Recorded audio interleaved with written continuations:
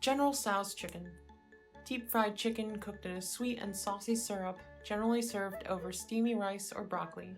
One of the most famous Chinese dishes in America. You probably already know this dish isn't authentically Chinese, but the story behind this dish is one of hardship and innovation. To truly understand the history of General Tso's chicken, we first have to understand the history of Chinese American food itself. Most of the first Chinese immigrants began arriving in America in the 1850s during the peak of the California Gold Rush. This is why the city of San Francisco, California became the first Chinatown. Later Chinatowns would spring up in New York City, Boston, Philadelphia, and other major cities. Since the beginning, the arrival of the Chinese in America sparked anti-Chinese and anti-immigrant sentiment among the white Americans who lived here.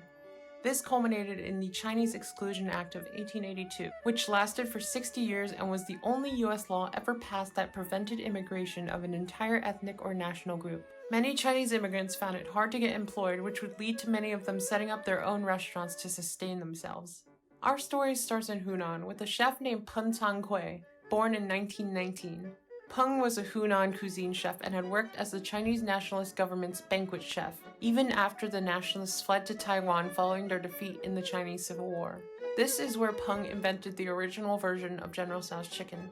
All of the flavors in this original dish were traditionally Hunanese: hot, sour, salty, not deep-fried, and without that sugary syrup. It was basically a completely different dish.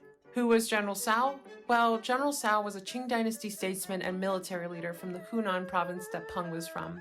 The reason for the name is not too clear, but it's thought that Peng chose a name that people would recognize and associate with the dish to increase its popularity. Then comes a second person, a New York City-based chef named Wong. In the 1970s, Wong was preparing to open up his own Hunan restaurant and traveled to Taiwan looking for inspiration. It was here where he discovered Peng's restaurant as well as General Tso's chicken. Chef Wong took the dish back home, making it deep-fried and sweeter to better cater to the American palate. And it worked. The dish was a huge hit among Americans.